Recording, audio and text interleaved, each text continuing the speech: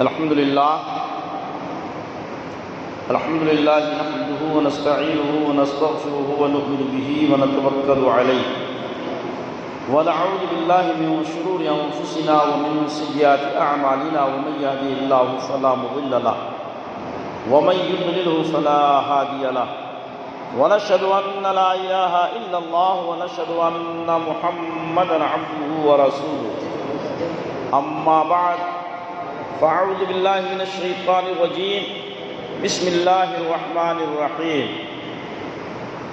وما أتاكم الرسول فخذوه وما نهاكم عنه فانتهوا صدق الله مولانا العظيم وصدق رسوله النبي الكريم ونحن على ذلك لمن الشاهدين والشاكرين والحمد لله رب العالمين۔ آئیے سب سے پہلے ہم اور آپ انتہائی عقیدت و محبت کے ساتھ آقائے نامدار مدنی تاجدار دونوں عالم کے مالک و مختار ہم غریبوں کے غمخوار حضور ارواحنا فدا صلی اللہ تعالیٰ علیہ وسلم کی بارگاہ بے کس پناہ میں عقیدت و محبت کے ساتھ درود پاک کی نظریں پیش کرنے کی سعادت حاصل کریں۔ اللہم صلی علی سیدنا مولانا محمد المعدن الجود والکرم منبع العلم والرحمة والکرم دائما صلی وسلم الصلاة والسلام علیک یا رسول اللہ وعلى آلك وأصحابك وأزواجك وذرياتك أجمعين۔ مجدد دین و ملت، امام اہل سنت، کنز الکرامت، رفیع الدرجت امام احمد رضا خان فاضل بریلوی علیہ رحمت و رضوان ارشاد فرماتے ہیں، آقا کریم صلی اللہ تعالیٰ علیہ وسلم کے اختیار کے حوالے سے کہ ہمارے نبی صاحب اختیار ہیں۔ ارشاد فرماتے ہیں، خدا کی رضا چاہتے ہیں تو عالم، خدا کی رضا چاہتے ہیں تو عالم، اور خدا چاہتا ہے رضائے محمد صلی اللہ تعالیٰ علیہ وسلم، اور خدا چاہتا ہے رضائے محمد صلی اللہ تعالیٰ علیہ وسلم۔ اور ایک دوسرے مقام پر آپ ارشاد فرماتے ہیں، مالک کونین ہیں، مالک کونین ہیں، گو پاس کچھ رکھتے نہیں، مالک کونین ہیں، گو پاس کچھ رکھتے نہیں، اور دو جہاں کی نعمتیں ہیں ان کے خالی ہاتھ میں، دو جہاں کی نعمتیں ہیں ان کے خالی ہاتھ میں۔ اور مرشد اعظم کے محب خاص، مفتی اعظم کے جانشین، فخر ازہر، تاج الشریعہ، بدر الطریقہ، حضرت علامہ اختر رضا خان عرف ازہری میاں علیہ رحمت و رضوان قرآن و حدیث کی ترجمانی کرتے ہوئے، عقیدہ اہل سنت کو بیان کرتے ہوئے ارشاد فرماتے ہیں، جہاں بانی عطا کر دیں بھری جنت عطا کر دیں، جہاں بانی عطا کر دیں بھری جنت عطا کر دیں، نبی مختار کل ہیں جس کو جو چاہیں عطا کر دیں، نبی مختار کل ہیں جس کو جو چاہیں عطا کر دیں۔ یہ انہوں نے اپنے گھر سے نہیں کہا ہے بلکہ حدیث پاک کی ترجمانی کی ہے، انشاءاللہ آئندہ حدیث پاک پیش کی جائے گی۔ نبی مختار کل ہیں جس کو جو چاہیں عطا کر دیں، اور جہاں میں ان کی چلتی ہے وہ دم میں کیا سے کیا کر دیں، جہاں میں ان کی چلتی ہے وہ دم میں کیا سے کیا کر دیں، زمیں کو آسماں کر دیں، ثریا کو سرا کر دیں۔ زمین کو آسماں کر دیں، ثریا کو سرا کر دیں۔ یہ ہے ہمارے اور آپ کے نبی صلی اللہ تعالی علیہ وسلم کا اختیار، جو حضور تاج الشریعہ نے اپنے اشعار میں پیش کیا، مجدد دین و ملت نے اپنے اشعار میں پیش کیا۔ اور اب آئیے ان اشعار کو سننے کے بعد دلیل کے طور پر حدیث پاک سماعت کیجیے۔ آقا کریم رحمت للعالمین صلی اللہ تعالی علیہ وسلم ارشاد فرماتے ہیں، اور یہ حدیث ایسی حدیث ہے جس کو کوئی ضعیف نہیں کہہ سکتا، کوئی موضوع نہیں کہہ سکتا۔ جو موضوع کہے گا وہ یقیناً مردود ہوگا، اور جو ضعیف کہے گا اس کا ایمان ہی نہیں ہوگا۔ اس لیے کہ یہ حدیث بخاری شریف میں موجود ہے، مسلم شریف میں موجود ہے، سنن ابو داؤد میں موجود ہے، مشکات شریف میں موجود ہے، مسند امام احمد میں موجود ہے، مستدرک للحاکم میں موجود ہے، اور مسند الفردوس میں موجود ہے، اور بھی متعدد کتب میں موجود ہے۔ یعنی سیاہ ستہ کی اتھینٹک بکس میں یہ حدیث پاک موجود ہے۔ آقا کریم رحمت للعالمین صلی اللہ تعالی علیہ وسلم نے ارشاد فرمایا، اوتیت مفاتیح السماوات والارض، مجھے آسمان اور زمین کی چابیاں عطا کی گئی۔ اللہ اکبر۔ یہ آقا صلی اللہ تعالی علیہ وسلم کا فرمان ہے۔ اور چابی کسے دی جاتی ہے؟ چابی کا مالک کون ہوتا ہے؟ یقیناً چابی اس کے پاس رہتی ہے جو مالک ہوتا ہے، چابی اس کے پاس رہتی ہے جو مختار ہوتا ہے۔ پتہ چلا کہ ہمارے اور آپ کے نبی صلی اللہ تعالی علیہ وسلم مختار ہیں، اس لیے کہ اللہ رب العزت نے انہیں آسمان کی بھی چابیاں عطا فرما دی، زمین کی بھی چابی عطا فرما دی۔ محبوب آپ مالک ہیں، جو چاہے کرے۔ یہ ہمارے نبی کی شان ہے۔ حضرات گرامی، نبی وہ ہستی ہوتی ہے جو مخلوق میں سب سے زیادہ معزز اور محترم ہوتی ہے، سب سے زیادہ طاقتور اور سب سے زیادہ صاحب اختیار ہوتی ہے۔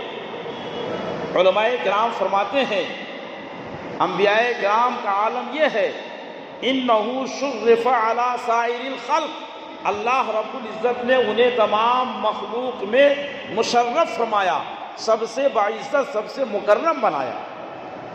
یہ نبی کی شان ہے۔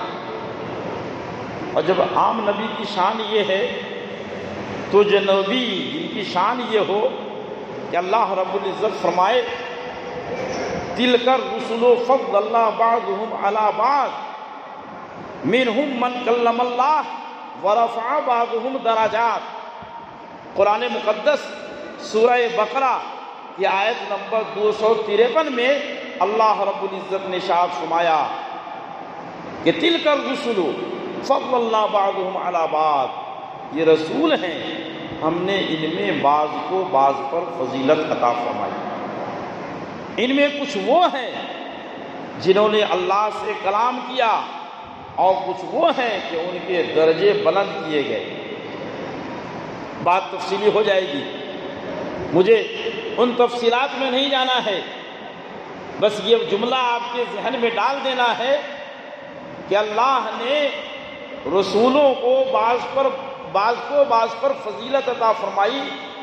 ان تمام رسولوں میں جن کو سب سے معظم بنایا، جن کو سب سے محترم بنایا، اور جنہیں تمام انبیاء کا امام بنایا، جنہیں تمام نبیوں کا سردار بنایا، وہ ہمارے اور آپ کے نبی صلی اللہ تعالی علیہ وسلم ہیں۔ اس لیے ہمارے نبی صلی اللہ تعالی علیہ وسلم کو امام الانبیاء بھی کہا جاتا ہے، سید المرسلین بھی کہا جاتا ہے۔ ہمارے آقا صلی اللہ تعالی علیہ وسلم ساری مخلوق میں سب سے افضل ہیں، سب سے اعلیٰ ہیں، سب سے بہتر ہیں، اور سب سے برتر ہیں۔ کسی کہنے والے نے کہا کہ حسن یوسف دم عیسیٰ ید بیضاداری، حسن یوسف دم عیسیٰ ید بیضاداری، آنچ خوبا ہما دارند تو تنہا داری۔ حبیبی یا رسول اللہ، آنچ خوبا ہما دارند تو تنہا داری، یعنی حبیبی یا رسول اللہ، اللہ رب العزت نے آپ کو وہ تمام خوبیاں عطا فرمائی جو انبیاء سابقین کو عطا فرمائی۔ حضرت یوسف علیہ نبینا علیہ الصلوۃ والتسلیم کا جمال بھی آپ کے اندر ہے، حضرت موسیٰ کلیم اللہ کا کلام بھی آپ کے اندر ہے، حضرت یوسف علیہ الصلوۃ والتسلیم کا حسن و جمال بھی ہے، حضرت موسیٰ کا کلام بھی ہے، اور حضرت ابراہیم علیہ نبینا علیہ الصلوۃ والتسلیم کی خلت بھی ہے، حضرت نوح علیہ نبینا علیہ الصلوۃ والتسلیم کی نجابت بھی ہے، حضرت آدم علیہ نبینا علیہ الصلوۃ والتسلیم کی صفات بھی ہے۔ اس طریقے سے اللہ رب العزت نے تمام انبیاء کرام کو جو خوبیاں الگ الگ عطا فرمائی وہ تمام خوبیاں آپ کے اندر جمع ہیں۔ آپ دیکھیں کہ اللہ رب العزت نے حضرت موسیٰ علیہ نبینا علیہ الصلوۃ والتسلیم کو یہ معجزہ عطا فرمایا کہ وہ پتھر پر اپنا عصا مار دیں تو اس میں سے پانی جاری ہو جائے، یعنی مشہور واقعہ ہے۔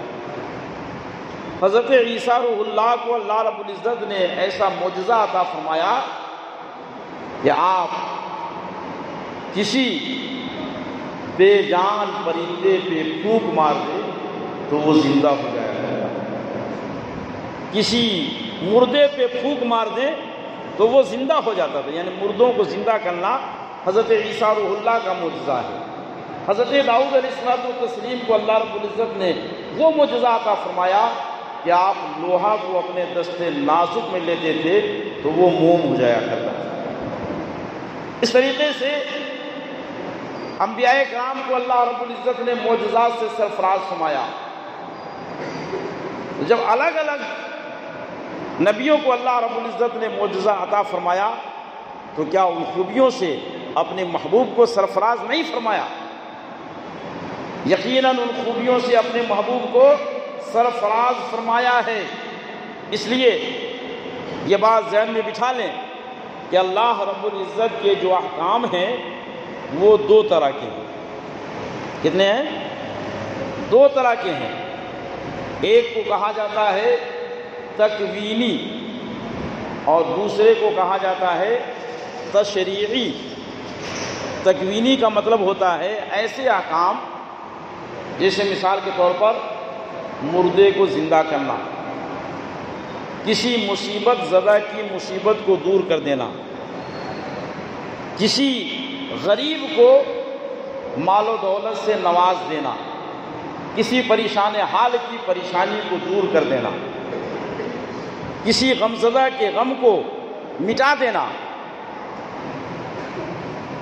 پتھر سے پانی جاری کرنا، گڑے ہوئے درخت کو اپنے پاس بلا لینا، پتھر سے صلاۃ و سلام پڑھوانا، یہ سب کیا ہے؟ یہ سب کہلاتے ہیں تکوینی احکام۔ اور دوسرے ہیں تشریعی احکام۔ تشریعی احکام کا مطلب یہ ہوتا ہے کہ کسی حلال کو حرام کر دینا، کسی حرام کو حلال کر دینا، کسی واجب کو مکروہ قرار دے دینا، کسی مکروہ کو کسی کے لیے جائز قرار دینا، یہ ہے تشریعی احکام۔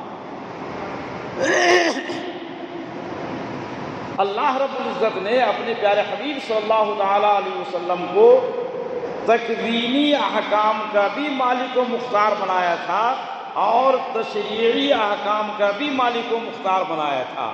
یعنی اگر آپ کسی پتھر کو حکم دیے تو وہ پتھر آپ کے پاس چل کر کے چلا آیا، کسی درخت کو آپ نے حکم دیا وہ درخت آپ کے پاس چل کر کے چلا آیا، آپ نے کنکری کی طرف اشارہ کیا وہ کلمہ پڑھنے لگی، آپ مہد کے اندر ہے لیکن اشارہ فرما رہے ہیں تو آسمان کا چاند ادھر سے ادھر گھومتا نظر آیا۔ امام اہل سنت مجدد دین و ملت امام محمد رضا خان فاضل بریلوی علیہ رحمۃ و رضوان ارشاد فرماتے ہیں چاند جھک جاتا ادھر انگلی اٹھاتے مہد میں، چاند جھک جاتا ادھر انگلی اٹھاتے مہد میں، کیا ہی چلتا ہے اشاروں پر کھلونا نور کا، کیا ہی چلتا ہے اشارے پر کھلونا نور کا۔ آسمان کے چاند کو آپ اشارہ فرمائیں تو آپ کے اشارے پر چلنے لگے، مقام صحابہ میں حکم دیں تو ڈوبا ہوا سورج پلٹ آئے، جبل نور پہ یا جبل ابو قبیس پہ کھڑے ہو کر کے آسمان کی طرف اشارہ کریں تو چاند 2 ٹکڑے میں تقسیم ہو جائے۔ یہ سب تکوینی احکام ہے جس پر انشاءاللہ ابھی روشنی ڈالنے کی کوشش کی جائے گی۔ اور دوسرے تشریعی احکام کہ کسی کے لیے کسی حرام چیز کو حلال کر دینا، کسی حلال سے کسی کو منع کر دینا، یہ بھی نبی کریم صلی اللہ تعالیٰ علیہ وسلم کے اختیار میں اللہ رب العزت نے دے دیا تھا۔ پہلے چند باتیں تکوینی احکام کے تعلق سے سماعت فرمائے حدیث پاک کی روشنی میں کہ اللہ رب العزت نے اپنے محبوب کو کیسا اختیار عطا فرمایا تھا، کیسا علم عطا فرمایا تھا۔ حدیث پاک میں ہے ان رسول اللہ صلی اللہ تعالی علیہ وسلم کان علی حراء ہوا ابو بکر رضی اللہ تعالی عنہ وعمر رضی اللہ تعالی عنہ وعثمان رضی اللہ تعالی عنہ وعلی رضی اللہ تعالی عنہ وطلحہ رضی اللہ تعالی عنہ والزبیر رضی اللہ تعالی عنہ فتحرکت الصخرہ وفی روایت فرجف بهم وفی روایت فتحرک فضربه برجله فقال النبی صلی اللہ تعالی علیہ وسلم اہذا وفی روایت اسکن حراء فما علیک الا نبی او صدیق او شہید۔ مسلم شریف کی یہ حدیث پاک ہے اور بخاری شریف میں بھی موجود ہے۔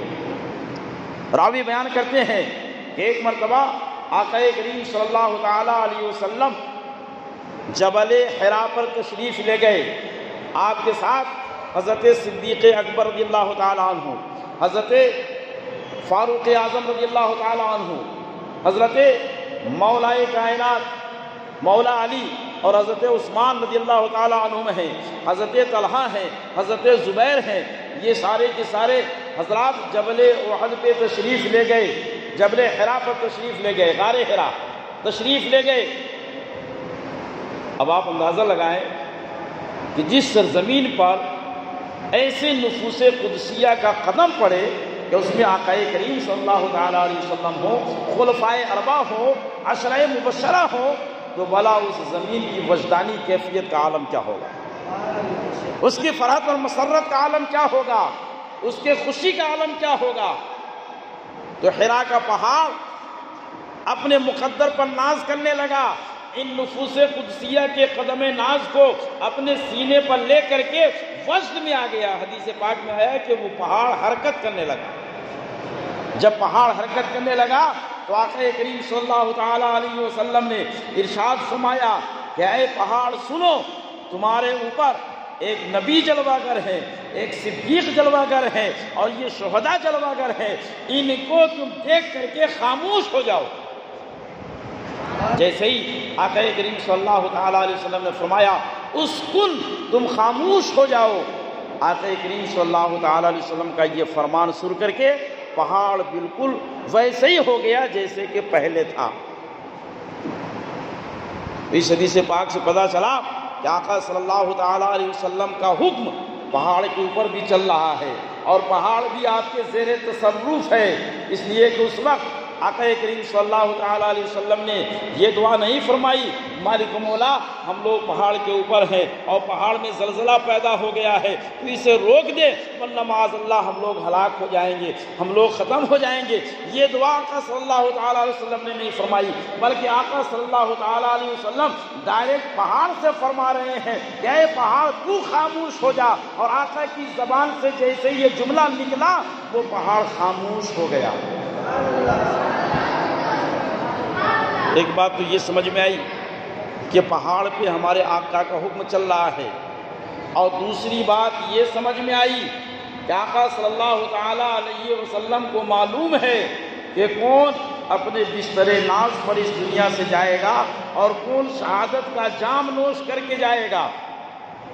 فرمایا کہ ایک نبی تمہارے اوپر ہے، ایک صدیق تمہارے اوپر ہے، اور باقی جتنے حضرات ہیں ان تمام کا نام لیا، اور نام لینے کے بعد فرمایا کہ یہ سب سارے کے سارے شہید ہیں۔ اور تاریخ نے یہ ثابت کر دیا کہ یہ تمام کے تمام حضرات نبی کریم صلی اللہ تعالیٰ علیہ وسلم کے دنیا سے پردہ فرمانے کے بعد 50 سال کے اندر اس دنیا سے جب رخصت ہوئے ہیں تو شہادت کا جام پی کر کے رخصت ہوئے ہیں۔ یعنی حضرت عمر رضی اللہ تعالیٰ عنہ کی شہادت 27 ہجری میں ہوئی، حضرت عثمان غنی رضی اللہ تعالیٰ عنہ کی شہادت 35 ہجری میں ہوئی، حضرت علی کی شہادت 40 ہجری میں ہوئی، اور حضرت طلحہ بن عبید اللہ اور حضرت زبیر بن عوام کی شہادت 36 ہجری میں ہوئی، اور حضرت عبد الرحمن بن عوف رضی اللہ تعالیٰ عنہ کی شہادت 32 ہجری میں ہوئی، حضرت سعد بن ابی وقاص رضی اللہ تعالیٰ عنہ کی شہادت 55 ہجری میں ہوئی۔ گویا اس وقت حرا اور احد پر ساتھ موجود صحابہ کرام ہیں، مگر نبی کریم صلی اللہ تعالیٰ علیہ وسلم یہ جان رہے ہیں کہ جب یہ دنیا سے جائیں گے تو شہادت کا جام نوش کر کے جائیں گے۔ گویا کہ ہمارے نبی غیب کی خبر بھی دے رہے ہیں اور یہ بتا رہے ہیں کہ کون کب مرے گا اور کیسے مرے گا یہ مجھے پتا ہے۔ اسی لیے تو مجدد دین و ملت امام اہل سنت کنز الکرامت رفیع الدرجات امام محمد رضا خان فاضل بریلوی علیہ رحمت و رضوان ارشاد فرماتے ہیں، اور کوئی غیب کیا تم سے نیہا ہو بھلا، اور کوئی غیب کیا تم سے نیہا ہو بھلا، جب نہ خدا ہی چھپا تم پہ کروڑوں درود۔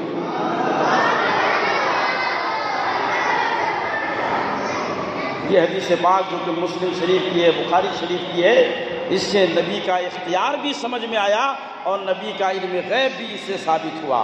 تو میرے محترم بزرگوں اور دوستوں، اب آئیے آگے دیکھیے تکوینی احکام میں کیسے آپ کا تصرف ہوتا ہے اور کیسے کائنات کی چیزیں آپ کے سامنے غلامانہ حاضر ہوتی ہیں۔ حضرت جابر رضی اللہ تعالیٰ عنہ روایت کرتے ہیں کہ ایک مرتبہ آقا کریم صلی اللہ تعالیٰ علیہ وسلم غزوہ میں تشریف لے جا رہے تھے، کہیں آپ تشریف لے جا رہے تھے، ایک وادی سے ہمارا گزر ہوا،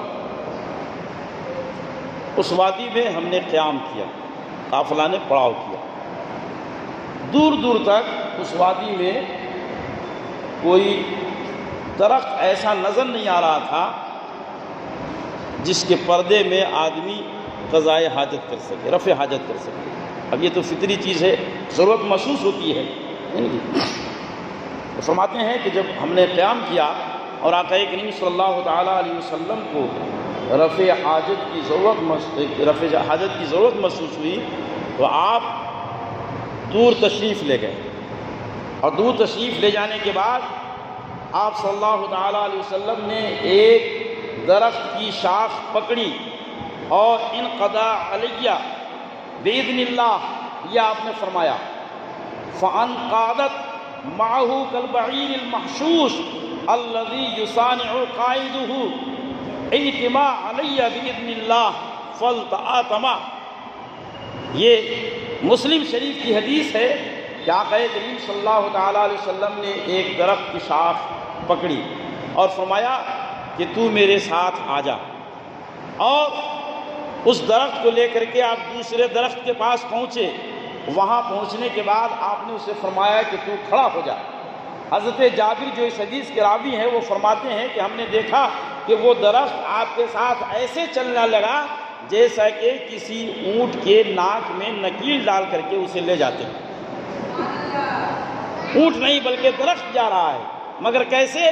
جیسے کہ آدمی اونٹ کو چلاتا ہے۔ یعنی آقا کریم صلی اللہ تعالیٰ علیہ وسلم نے درخت کو حکم دیا تو وہ درخت چلنے لگا۔ آقا صلی اللہ تعالیٰ علیہ وسلم کا حکم اور آپ کا تصرف درخت کے اوپر ہو رہا ہے، درخت چل رہا ہے، اور آقا صلی اللہ تعالیٰ علیہ وسلم اپنی حاجت پوری فرماتے ہیں۔ پھر جب آپ اپنی حاجت سے فارغ ہوئے ارشاد فرمایا کہ تم اپنی جگہ پر چلے جاؤ۔ وہ درخت اپنی جگہ پر چلا گیا اور آقا صلی اللہ تعالیٰ وسلم اپنی جگہ پر آ گئے۔ اسی طریقے سے حدیث پاک میں آیا ایک شخص آقا صلی اللہ تعالیٰ علیہ وسلم کی خدمت میں حاضر ہوا، اور حاضر ہونے کے بعد کہا کہ اے محمد صلی اللہ تعالیٰ علیہ وسلم، آپ ہمیں ایمان کی دعوت دیتے ہیں، میں آپ پر ایمان اس وقت لاؤں گا جبکہ آپ اس درخت کو جو اس نہر کے اس پار ہے حکم دیں کہ وہ چل کر کے یہاں پر آ جائے. اگر وہ درخت چل کے یہاں پر آ جائے گا تو میں آپ پر ایمان لے آؤں گا. اللہ اکبر. جیسے اس شخص نے کہا آقا کریم صلی اللہ تعالیٰ علیہ وسلم نے اس درخت کو حکم فرمایا اے درخت تو وہاں سے چل کر کے میرے پاس آ جا. روایتوں میں آیا کہ درخت وہاں سے چلا اور چل کر کے پانی پر تیرا اور پانی پر تیرتا ہوا آقا صلی اللہ تعالیٰ علیہ وسلم کے پاس آ کر کے کھڑا ہو گیا اور کہنے لگا الصلاۃ والسلام علیک یا رسول اللہ، الصلاۃ والسلام علیک یا نبی اللہ، الصلاۃ والسلام علیک یا حبیب اللہ. آقا کریم صلی اللہ تعالیٰ علیہ وسلم کا یہ اختیار اور آپ کا یہ تصرف دیکھ کر کے وہ کافر پکار اٹھا کہ اشہد ان لا الہ الا اللہ محمد رسول اللہ. میں گواہی دیتا ہوں کہ یقیناً آپ اللہ کے سچے نبی ہیں جن کا حکم ان درختوں پر چل رہا ہے. یقیناً وہ جھوٹا نہیں ہو سکتا، وہ سچا رسول ہے. آپ اس معجزے کو دیکھ کر کے وہ کافر مسلمان ہو گیا. تو میرے محترم بزرگوں اور دوستو، اس طریقے سے آقا کریم صلی اللہ تعالیٰ علیہ وسلم نے درخت پہ اپنا تصرف ظاہر فرما دیا. اور یہ ایک نہیں بلکہ بہت سارے اس تعلق سے واقعات ہیں. میں صرف ذہن کو قریب کرتا ہوا اور چند اختیارات آپ کے سامنے پیش کرتا ہوا آگے گزر رہا ہوں. آقا کریم صلی اللہ تعالیٰ علیہ وسلم کا پہاڑ پہ تصرف آپ نے ابھی سماعت کیا، درخت پہ تصرف آپ نے سماعت کیا. اب آئیے پانی پہ تصرف ملاحظہ کرتے ہیں. حضرت جابر رضی اللہ تعالیٰ عنہ بیان فرماتے ہیں، یہ حدیث بھی بخاری شریف کتاب المناقب کی حدیث ہے. وہ فرماتے ہیں کہ ہم لوگ صلح حدیبیہ کے لیے صلح حدیبیہ کے وقت مدینہ منورہ سے روانہ ہوئے. حدیبیہ کے مقام پر جب پہنچے تو خلاف توقع خلاف امید وہاں پر رکنا پڑ گیا. جب ہم لوگ رکے وہاں پہ تو ہمارا پانی ختم ہو گیا. جب پانی ختم ہوا تو ہم نے آقا صلی اللہ تعالی وسلم کی بارگاہ میں عرض کیا حبیبی یا رسول اللہ پانی ختم ہو گیا ہے، نہ ہمارے پینے کے واسطے ہے، نہ وضو بنانے کے لیے ہے، نہ جانوروں کو پلانے کے لیے ہے، پانی ختم ہو گیا. تو آقا کریم صلی اللہ تعالی وسلم نے ارشاد فرمایا کہ اچھا تم اپنا مشکیزہ لاؤ، کسی کے مشکیزے میں تھوڑا بہت پانی ہو تو وہ نکال کر کے ایک پیالے میں لے کر کے میرے پاس آؤ. حضرت جابر فرماتے ہیں کہ ہم نے چند مشکیزوں سے تھوڑا سا پانی جمع کیا اور ایک پیالے میں لے کر کے آقا صلی اللہ تعالیٰ علیہ وسلم کی خدمت میں حاضر ہوئے. جب آقا کے سامنے پیش کیا تو حدیث پاک کے الفاظ ہیں فَوَضَعَ يَدَهُ فِي الرِّقْوَةِ فَجَعَلَ الْمَاءُ يَطُورُ بَيْنَ أَصَابِعِهِ كَأَمْثَالِ الْعُيُونِ فَشَرِبْنَا وَتَوَضَّعْنَا قُلْتُ كَمْ كُنْتُمْ قَالَ لَوْ كُنَّا 100,000 لَكَفَانَا كُنَّا 15,000. حضرت جابر فرماتے ہیں کہ جب وہ پیالہ لا کر کے آقا صلی اللہ تعالیٰ علیہ وسلم کے سامنے رکھا گیا تو آقا نے اپنا دست مبارک اس پیالے کے اندر ڈالا. جیسے ہی آپ نے اپنا دست مبارک ڈالا تو اس پیالے سے پانی کا چشمہ جاری ہو گیا، گویا کہ پانی نکلنے لگا اور ایسا پانی نکلا جیسا کہ وہاں پر چشمہ جاری ہو گیا ہو. پھر وہ فرماتے ہیں کہ فشربنا، ہم نے اس میں سے پانی پیا اور ہم نے اس میں سے وضو کیا اور اپنے جانوروں کو بھی ہم نے پلایا اور اپنے برتنوں میں بھی ہم نے اس میں سے رکھا. تو جس کے سامنے وہ تذکرہ کر رہے تھے انہوں نے پوچھا کہ بھائی آپ لوگ کتنے آدمی تھے کہ ان کے لیے ایک پیالہ پانی کافی ہو گیا؟ تو اللہ اکبر، قربان جائیے حضرت جابر رضی اللہ تعالیٰ عنہ کی محبت پر اور ان کے عقیدے پر. فرماتے ہیں کہ اگر ہم لوگ 1,00,000 ہوتے تو بھی وہ پانی ہمارے لیے کافی ہوتا. سبحان اللہ. فرمایا کہ 1,00,000 بھی ہوتے تو پانی کافی ہوتا، مگر اس وقت ہم لوگ 1,500 تھے.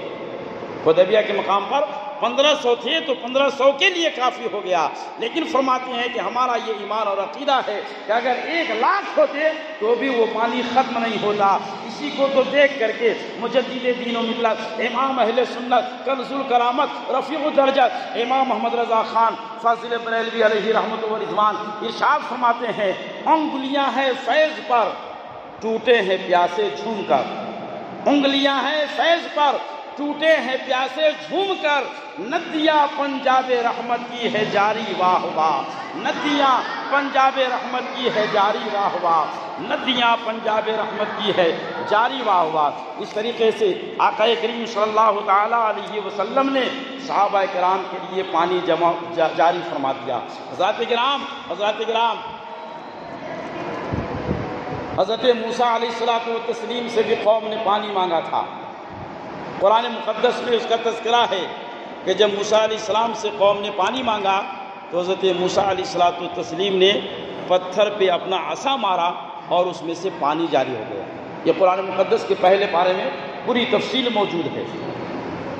اب آپ موسیٰ کلیم اللہ کی عظمت اور حبیب اللہ کا مقام ملاحظہ فرمائیے۔ یقیناً پتھر سے پانی کا نکلنا یہ حضرت موسیٰ علیہ السلام کا معجزہ ہے، ہمیں تسلیم ہے، مگر پتھر سے پانی رستا ہے، پتھر سے پانی نکلتا ہے، تو پانی وہاں سے نکلا جہاں سے پانی نکلنا ممکن ہے، مگر حبیب اللہ کا مقام دیکھیے اور عظمت دیکھیے، اختیار دیکھیے کہ پانی وہاں سے نکلتا ہے جہاں سے پانی نکلا نہیں کرتا۔ دست مبارک سے پانی جاری ہو رہا ہے، دست مبارک سے چشمہ جاری ہو رہا ہے، اور اتنا پانی جاری ہوا کہ وہ 1500 لوگوں کے لیے کافی ہو گیا۔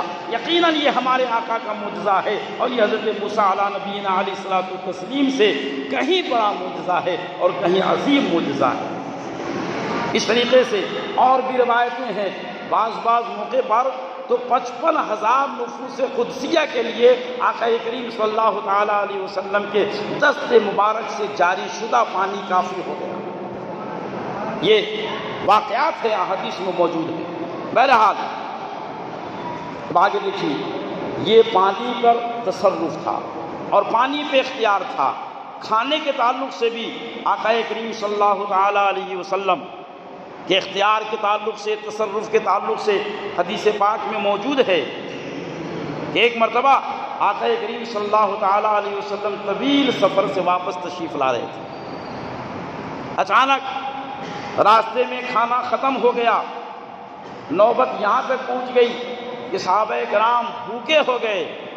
اب بھوک ناقابل برداشت ہو گئی تو حضرت ابو ہریرہ رضی اللہ تعالیٰ عنہ بارگاہ اقدس میں حاضر ہوئے، اور حاضر ہونے کے بعد کہا کہ حبیبی یا رسول اللہ، ہم لوگوں کے پاس کھانا ختم ہو گیا ہے، فاقے کی وجہ سے ہماری طبیعت بے حال ہو رہی ہے، نقاہت اور کمزوری نے آن لیا ہے، حبیبی یا رسول اللہ ہمارے لیے کوئی انتظام کیا جائے۔ تو آقا کریم صلی اللہ تعالیٰ علیہ وسلم نے جواب ارشاد فرمایا، یا ابا ہریرہ رضی اللہ تعالیٰ عنہ حل معک شیء، یعنی اے ابو ہریرہ کیا تمہارے پاس کچھ ہے؟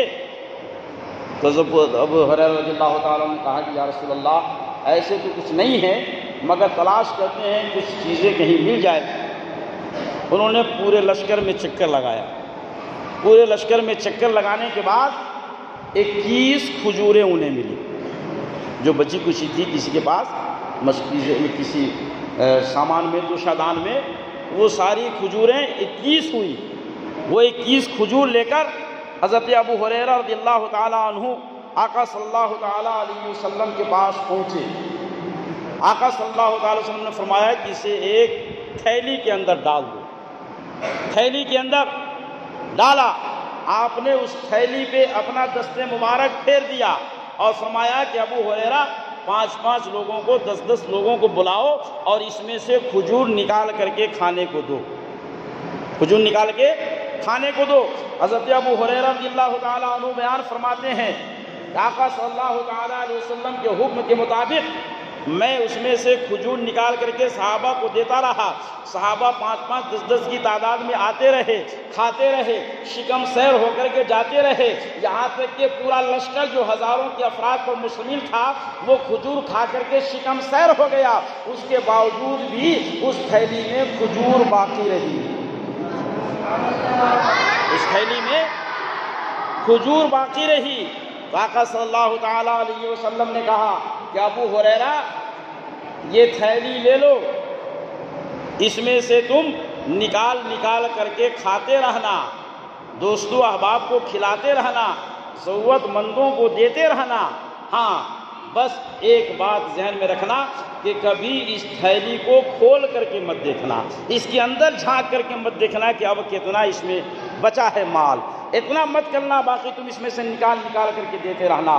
حضرت ابو ہریرہ رضی اللہ تعالیٰ عنہ فرماتے ہیں کہ میں نے اس میں سے کھانا شروع کیا، مدینہ منورہ آنے کے بعد دوستوں احباب کو کھلانا شروع کیا، یہاں تک کہ کئی وسق میں نے اس میں سے صدقہ کیا، غربا مساکین کو دیا، مگر اس کے باوجود بھی اس میں سے کھجور نہیں ختم ہوئی۔ اس وقت کا جو انہوں نے پیمانہ بتایا کہ میں نے اتنا اس میں سے خرچ کیا ہوگا، اس سے یہ اندازہ ہوتا ہے کہ حضرت ابو ہریرہ رضی اللہ تعالیٰ عنہ نے اس میں سے 31,000 کلو کھجور تقسیم کر دیا۔ اللہ کتنی تھی؟ کل 21 کھجوریں، مگر نبی نے اپنا ہاتھ لگا دیا، نبی نے اس میں تصرف فرما دیا، تو 31,000 کلو کھجور حضرت ابو ہریرہ نے اس میں سے تقسیم کیا اور دوستو احباب کو کھلایا۔ یہ تھیلی حضرت ابو ہریرہ رضی اللہ تعالی عنہ کے پاس موجود رہی، یہاں تک کہ حضرت عثمان غنی رضی اللہ تعالی عنہ کی جب شہادت ہوئی تو اس شہادت کے موقع پر افراتفری کے عالم میں ان کی وہ تھیلی کہیں غائب ہو گئی، اس وقت سے لے کر کے اس وقت تک یہ تھیلی رہی اور اس سے انہوں نے فائدہ حاصل کیا۔ یہ ہے آقا کریم صلی اللہ تعالیٰ علیہ وسلم کے تکوینی اختیارات اور تصرفات۔ حضرات اگر احادیث پیش کی جائے تو رات ختم ہو جائے گی مگر بات مکمل نہیں ہوگی کہ نبی کریم صلی اللہ تعالیٰ علیہ وسلم کو اللہ رب العزت نے ایسا صاحب اختیار فرمایا۔ یہ تکوینی احکام تھے۔ اب دو چار تشریعی باتیں سن لیجئے اور پھر اس کے بعد گفتگو مکمل ہو۔ ایسا نہیں کہ دنیاوی معاملات میں شجر و حجر پر نبی کا اختیار تھا، دین میں اختیار نہیں تھا۔ اگر کوئی ایسا کہتا ہے تو وہ سراسر غلط اور باطل ہے، اس کا مطالعہ وسیع نہیں ہے، اس کے پاس علم نہیں ہے۔ آئیے میں آپ کو حدیث پاک کی روشنی میں بتاؤں کہ اللہ رب العزت نے ہمارے اور آپ کے نبی صلی اللہ تعالیٰ علیہ وسلم کو احکام شرع میں بھی با اختیار بنایا تھا۔ مسند امام احمد کی حدیث ہے، ٹھیک ہے نا؟ ایک شخص نبی کریم صلی اللہ تعالی وسلم کی خدمت میں حاضر ہوا، اس نے کہا کہ یا رسول اللہ میں آپ پر ایمان تو لاؤں گا مگر ایک شرط ہے۔ مگر شرط کو سننے سے پہلے ایک بات آپ کے ذہن میں ڈال دوں جو بالکل عام فام ہے، بتائیے آج کی تاریخ میں یا نبی کریم صلی اللہ تعالی علیہ وسلم کے علاوہ آپ صحابہ کرام ہو، اولیاء کرام ہو، بزرگان دین ہو، کیا کسی کو اس بات کا اختیار ہے کہ وہ نماز 2 وقت کا کر دے، 1 وقت کی کر دے، 4 وقت کی کسی کے لیے کر دے؟ اگر کوئی شخص باہر سے آئے اور کہے حضرت میں آپ کے ہاتھ پر ایمان لانا چاہتا ہوں مگر آپ مجھے 2 وقت نماز پڑھنے کی اجازت دے دیجیے، تو چاہے وہ کوئی بھی حضرت ہوں گے وہ یہی کہیں گے کہ تو ایمان لانے کے لیے آیا ہے یا میرا ایمان لینے کے لیے آیا ہے؟ تو مومن بننے کے لیے آیا ہے یا مجھے کافر بنانے کے لیے آیا ہے؟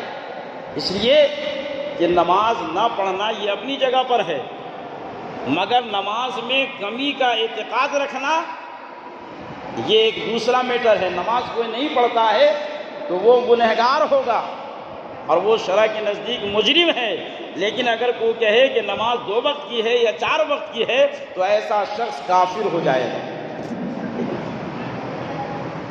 کسی کو اس بات کا اختیار نہیں ہے کہ 2 4 3 کر دے، لیکن وہ شخص نبی پاک صلی اللہ تعالی وسلم کی خدمت میں حاضر ہوا اور عرض کیا کہ میں ایمان تو لاؤں گا مگر شرط یہ ہے کہ میں صرف 2 وقت کی نماز پڑھوں گا۔ آقا صلی اللہ تعالی وسلم نے فرمایا کہ جا تمہارے لیے اجازت ہے 2 وقت کی نماز پڑھنا، لیکن مسلمان ہو جا۔ آقا صلی اللہ تعالی وسلم نے اسے صرف 2 وقت کی نماز پڑھنے کی اجازت فرمائی اور وہ پوری زندگی 2 وقت کی نماز ہی پڑھے۔ اسی طریقے سے روزہ کا کفارہ یہ شرعی حکم ہے، اور حکم یہ ہے کہ جو شخص کفارہ نکالے تو وہ دوسرے غریب مسکین کو دے دے، اسے صدقہ کر دے۔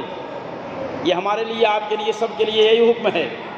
روزہ کا کفارہ کسی کو خود کھانے کی اجازت نہیں ہے، مگر آقا کریم صلی اللہ تعالی وسلم کی خدمت میں ایک شخص حاضر ہوا، اس نے کہا کہ یا رسول اللہ مجھ سے روزہ کی حالت میں یہ غلطی ہو گئی، حدیث تفصیلی ہے، اختصار کے ساتھ سماعت فرمائیے۔ آقا صلی اللہ علیہ وسلم نے فرمایا کہ اگر تم سے یہ غلطی سرزد ہوئی ہے تو پھر کیا تمہارے اندر اتنی طاقت ہے کہ تم 60 روزے رکھ سکو؟ اس نے کہا کہ یا رسول اللہ اتنی طاقت تو نہیں ہے۔ تو آپ نے فرمایا کہ کیا تم ایک غلام آزاد کر سکتے ہو؟ تو اس نے کہا کہ نہیں، میرے پاس تو اتنی طاقت نہیں ہے۔ تو کہا کہ کیا تم 60 مسکین کو کھانا کھلا سکتے ہو؟ اس نے کہا کہ یا رسول اللہ میرے پاس اتنی بھی طاقت نہیں ہے۔ اتنے میں کھجوروں کا ایک ٹوکرا آقا صلی اللہ تعالی وسلم کی خدمت میں آ گیا، کہیں سے آ گیا۔ تو آقا صلی اللہ تعالی وسلم نے فرمایا کہ اگر تمہارے پاس یہ چیزیں نہیں ہیں تو یہ میں تمہیں دیتا ہوں، جاؤ اسے تم مدینہ میں غربا میں تقسیم کر دو، فقیروں میں بانٹ دو، یہ تمہاری طرف سے کفارہ ہو جائے گا۔ تو اس شخص نے عرض کیا کہ حبیبی یا رسول اللہ مدینہ میں مجھ سے بڑا تو کوئی غریب ہے ہی نہیں، یعنی یہ ٹوکرا آپ مجھے عنایت فرما دیں، مجھے دے دیں، میں اس کا مستحق ہوں۔ آقا صلی اللہ علیہ وسلم فرمایا کہ جاؤ تم اسے استعمال کرو، تم ہی اسے استعمال کرو، تمہارے لیے یہ جائز ہے۔ عام لوگوں کے لیے جائز نہیں ہے، مگر اس خاص شخص کے لیے آقا صلی اللہ تعالیٰ علیہ وسلم نے جائز قرار دے دیا۔ یہ صحیح بخاری شریف کی حدیث ہے۔ اب آئیے ایک تیسری بہت ہی مشہور حدیث جو مسلم شریف کی حدیث ہے۔ ایک مرتبہ آقا صلی اللہ تعالیٰ علیہ وسلم نے مجمع عام میں ارشاد فرمایا ان اللہ فرض علیکم الحج، اللہ رب العزت نے تمہارے اوپر حج فرض کر دیا۔ درمیان سے ایک صاحب اٹھے، انہوں نے اٹھ کر کے کہا افی کل عام یا رسول اللہ، کیا ہمارے اوپر ہر سال حج کرنا فرض ہے؟ آقا صلی اللہ تعالی وسلم کی گوش مبارک تک ان کی آواز پہنچی، مگر آپ نے اس کا جواب نہیں دیا، یعنی سنی انسنی آپ نے کر دی۔